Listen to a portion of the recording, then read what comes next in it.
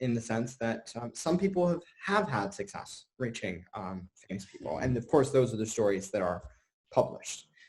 So I happen to know somebody who reached, let's say, a famous person.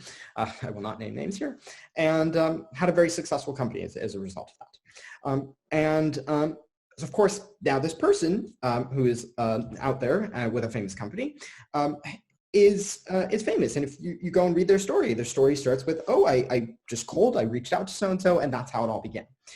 So now everybody starts to think, oh, that's the way it goes. But just as we've been saying with science, you need to publish, if your P is 0.05, you need to publish the 1 out of 20 articles that are wrong, and you need to say those are wrong. What happened to the transparency for all of the people who have tweeted, let's just say Elon Musk. I'm not going to say anything about Elon Musk, but just he's a famous personality on Twitter, and let's say I see that a lot of people like to tweet Elon Musk with ideas. And so who are all of the people who have tweeted Elon Musk and have gotten ignored this week? I would love to see a list of all of those, and then I would love to also see a list of the few people that Elon Musk has responded to. So this is a severe case, I think, of base rate neglect, where we're forgetting what's actually happening and looking at a very, very small fraction of people. And on the other side, I think, I'm going to be prescriptive for a moment, I think it's up to those who can to demand higher levels of engagement. Personal story, I spent some time yesterday trying to reach a big company because they messed up some things on my account. And I spent about 2 hours on the phone. I got transferred about 6 times, no luck. And then I sent them a Facebook message and I got an email. So that is the sort of case in which you have these human beings who I'm talking to, I'm trying to have an engagement with, and I would much prefer to do that. But after 2 hours, we all give up. So how can we incentivize, how can we all take the time and effort to have these meaningful conversations and find better ways of doing things than saying, let's resort to public shaming? And that's another thing that you see on social media.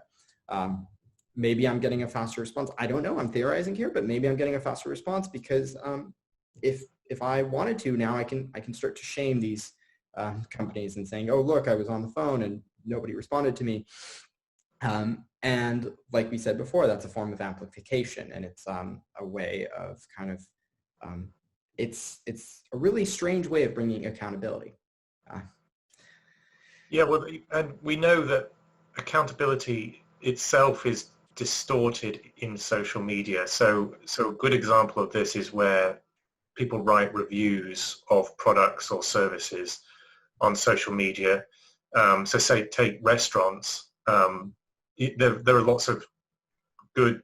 It's a very attractive idea that anybody could eat a meal at a restaurant and straight away they could post a review on social media. But unfortunately, we know that restaurants can pay people. So there are people who make a living out of posting reviews. There are also the distortions where people have extreme views. So they either love it or hate it. And they can be triggered to go in one of those directions with very trivial, for very, very trivial reasons. So the waitress was distracted the one time that you wanted her attention, then that's going to shunt your review into a completely negative one. So you're going to make up a load of stuff that the food was tasteless and it was cramped, and you're going to add all these other stuff. So there are these distortions in the rating systems. I know, there are distortions in the scales that are used. So take Amazon. Amazon has a 5-point scale, and 5-point scales are perfectly conventional in how we survey people. So how much do you like or dislike something? You use a 5-point scale because it has a clear middle, which is the 3, right? 1, 2, 3, 4, 5. 3 is a clear middle, 1 is a clear bottom, 5 is a clear top. Yeah. In theory, that's a great scale for rating things. But if you look at a lot of social media, so take Amazon, the way the ratings come out, it's very difficult to get less than a 4 on Amazon because there is a selection bias. I think of grade inflation, but Yeah, there's positive selection bias where somebody has bought it. They've already made a decision they like it when they buy it. Yeah. So now they've got a positive bias anyway, and then they're going to write a review. It's usually because they're motivated to say how much they like it. So they say it's a movie or something. Or So that the they're ratings motivated to become say pretty how much meaningless. they hate it. So you really see only the extremes. The extremes, yeah. Yeah. But the four, you get a 4 out of 5. It's almost meaningless Yeah. because it's a mode. Like the mode is 4 out of 5. So most products are getting 4 out of 5. Maybe it's 3.5 actually. That's right. But you see a lot of 4s. But I look at that and I say, well, that's meaningless. I'm gonna go read the comments. Yes. I want to know which part of the product breaks, or which where in the movie does the story drag, or something like that. I'm going to have to go. So I need the qualitative engagement, not the quantitative output. Well said. Absolutely. And I would hope, and I guess you're bringing up another point, which is how do you talk about things that need remedy, or things that could be improved, things that are suggestions for improvement. So if I'm reviewing, I don't know, let's say I'm reviewing a pen that I bought on Amazon. I mean, I could say that I love this pen, but maybe the top is a little bit flimsy. And does that mean I give it a 5 or 4 or 3 or 2 or 1? I mean, how much does this bother me? I don't know. And similarly, bringing it back to social media, it feels like likes are a terrible proxy. Comments are a rarity. And comments are unfortunately very rarely reflective of any thought. I mean, I would hope that if I posted a picture, the sort of comments I personally would love to have, and if any of you who follow me regarding watching this, go ahead and send me comments. But I think the sort of comments that we're arguing for is comments that are transparent, comments that engage conversation, and comments that are reflective of some level of thought. Yeah, so well, this is going to segue to what probably the audience is waiting for us to talk about, which is the fallacies in commentary on social media, so such as ad hominem, which has from an obscure fallacy that I would teach in a social science methods course. When I'm teaching about argument, the qualities of argument, I have a whole list of fallacies. And a few years ago, nobody at university before the course had heard of these fallacies, but the one now everybody has heard about is ad hominem, because it is so pervasive on social media.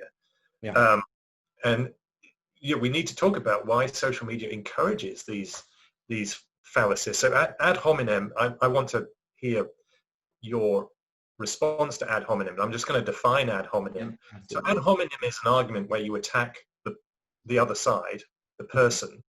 So it literally means to the person in Latin.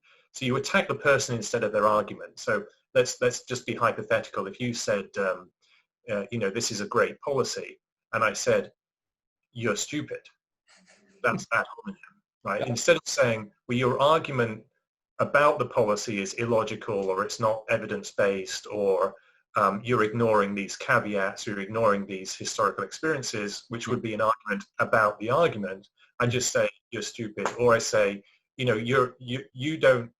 have no right to say that because you're of a certain color or a certain gender or a certain sexuality, or you're even of a certain political persuasion. I'm not going to listen to your argument. Now that's what happens too much on social media. They just say, this person is a identity X. End of discourse. That's ad hominem. Right. Absolutely. And I agree with you. Ad hominem is a major problem, and I think it's perhaps related to the problem of narcissism that we're seeing on social media, because if everything is about me, then if there's a problem with what you say, it's about you, because it's about me and it's about you and it's about my 50,000 followers. And it's not so much about the actual argument. Yeah, we're laughing about it, but it's actually really an ugly thing. It's vicious. It's really vicious, and it can get to the point where people are making very personal insults, and there are cases where people have been trolled to death, where they've committed suicide because of the discomfort with being trolled. So this tends to be particularly a teenage problem, where teenage years are difficult years anyway, and there is an inflated risk. There's increased risk, I should say, in teenage years for all sorts of life-threatening psychological conditions such as anorexia, bulimia, suicide, and those can get exacerbated by trolling if the victim is particularly dependent on social media for their self-worth, say. So ad hominem is really ugly. It's really vicious. We want to focus here on how it corrupts discourse. Yes. My problem with it, you can't have discourse if people retreat to ad hominem. You just can't have a discourse, because we're not talking about our arguments. And when I say argument, I should clarify what I mean by argument. This is how I teach it in classes. An argument is just an attempt to persuade. It is not a confrontation. Yeah. When we say we're having an argument, it doesn't mean that we're just abusing each other. Yeah. It's an engagement about your attempt to persuade and my attempt to persuade. And we can have friendly arguments. We can have, in that sense, we can have productive arguments. And I think the discourse on social media has become confrontational. Part of this is because of ad hominem. So the default is to be confrontational. It's go to extremes. So either this actor is completely right. They're completely correct. Everything they say is correct. I follow this actor. Everything they say is correct. I'm going to like everything. And don't you criticize this actor, because that means you're X, whatever your insult of choice is. There is no argument. We're not having a constructive argument. And the truth, I should point this out too, the truth comes via argument. There's an illusion in discourse today that the truth is just something that certain people express. Yeah. And there should be no argument. This drives me nuts. Yeah. That some people can just express something and claim it's the truth without evidence or argument. If in our worlds, and this is actually true in my social media worlds, my restrictive social media worlds, is I'm commonly saying, what's your source? Yeah. What was your evidence for that? Can you explain more your argument for that? Yeah. That's untypical of social media discourse. And I don't want to be hyperbolic about this, but I'm being honest when I say sometimes I really despair about the future of civilization if people are being inculcated to believe that opinions are facts without evidence and argument. Civilization has no future like that, because we can never work out a best policy. We can never work out who is guilty of a crime if we become a society that is ignorant of evidence and argument. And there's just these opinions we take as fact because they come from people we like. Yeah. And these opinions we're going to call fake news because they come from people we don't like. Yeah. I'm sorry, that there is no future for humanity if that becomes normative. I really love what you said about truth comes from argument, and I think that's such a good point. I feel like we should leave our listeners with that, and that's the title of the episode. Exactly, because it's absolutely true. And well, it seems like we should talk about the primary source bias. I think as well, that we have a an excessive interest to quote, but quotes without context are often misquotes. Yes. So, yes, I think this is a curious one, and I've only recently become aware of this alternative posture in social media. Yeah. So we've talked about how social media encourages people away from evidence towards opinions, Yeah. but there is a subculture in social media where people are offering this sort of fetishization of primary sources, but they don't necessarily know what they're talking about. Yeah. So they are taking the posture that we know that everybody else on social media is evidence-free, Yeah. but we have the primary sources. We know what we're talking about because we have this exclusive club Yeah. in social media where we're sharing primary sources. So this is very obvious in history.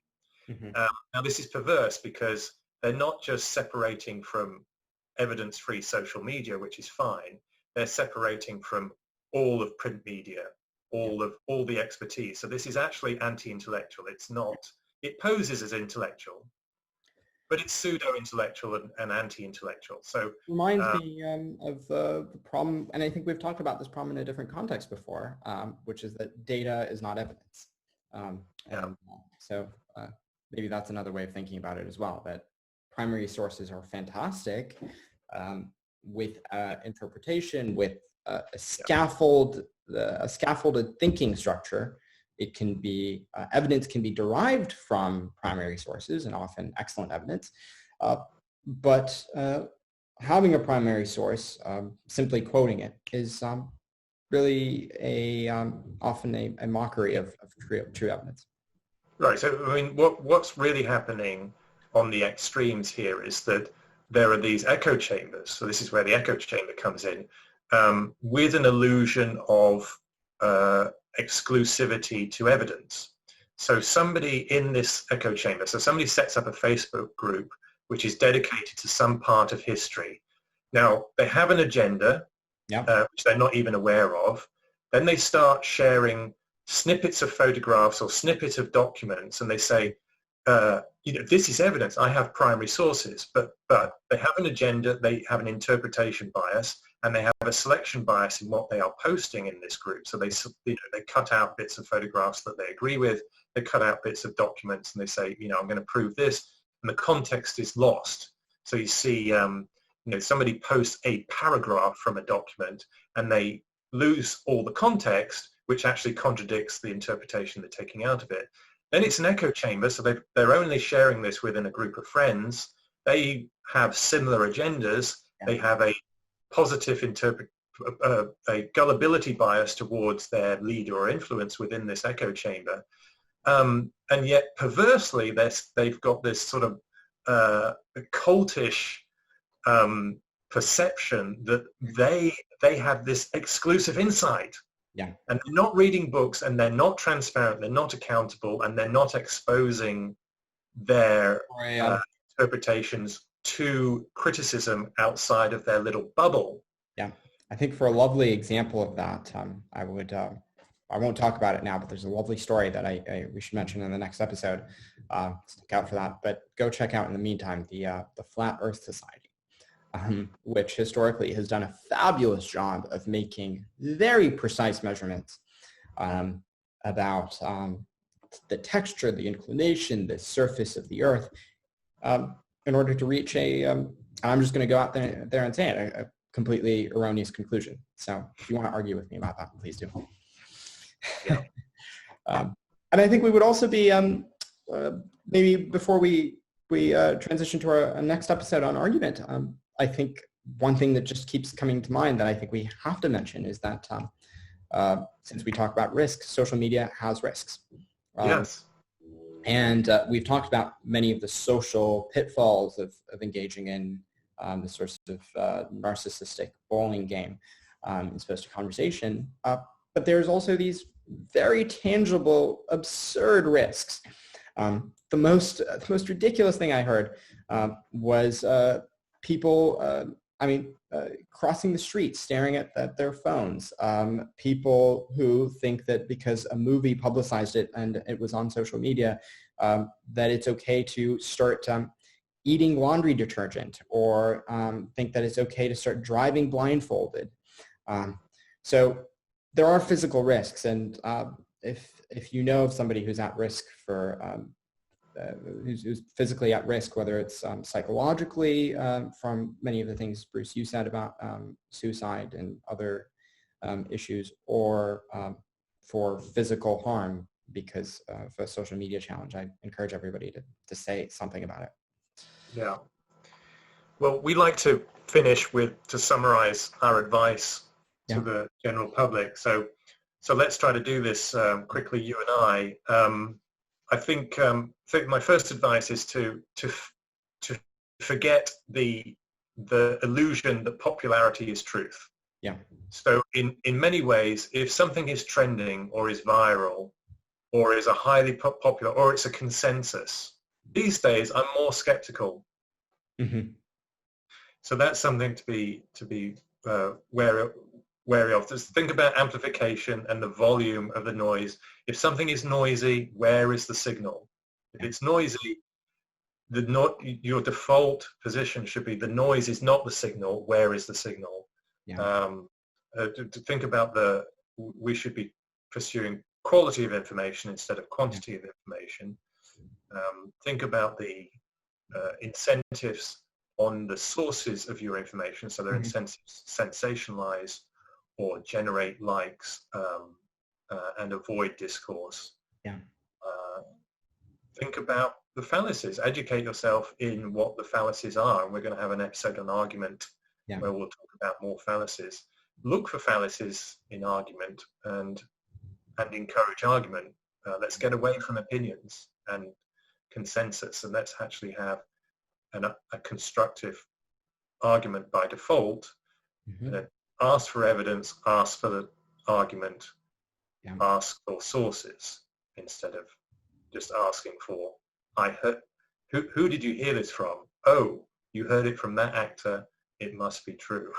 Yeah. What do you think? Very well said. I think those captured many of the points. I would add that to be skeptical now, I would add also that people should be aware that popularity is not truth, but popularity is also not untruth. That through argument we can arrive at consensus, because I think that that's the point of science. The point of science is to ask really hard questions until you have a very, very high degree of certainty. Remember, you're never truly certain, but you have a very high degree that everyone who's doing those calculations and asking systems checks and all of these things, if you're launching something to space, you all agree. That doesn't mean you don't ask somebody, can you please prove why this is true? In fact, you do in order to catch their mistakes. But through argument, we can arrive at a higher degree of certainty. And then I would also just ask our listeners to be wary of becoming narcissistic and egotistical by being unawares, because the structure of social media seems designed to make us do that, fall into that trap. So I think of that also as a trap. We're all going to do it, I think, and it's just something to be aware of. And I should add that since we're doing an episode on social media, please subscribe. Well said, sir. Well, I'm going to qualify that. Please subscribe to quality sources of information. Yes. Please subscribe and post us and start a conversation with us on Twitter. Yeah. Well, thank you, Aditya. This has been another very productive, deep conversation. I appreciate it. As always, thank you, Bruce. Thank you. We are the Risky Scientists. Goodbye.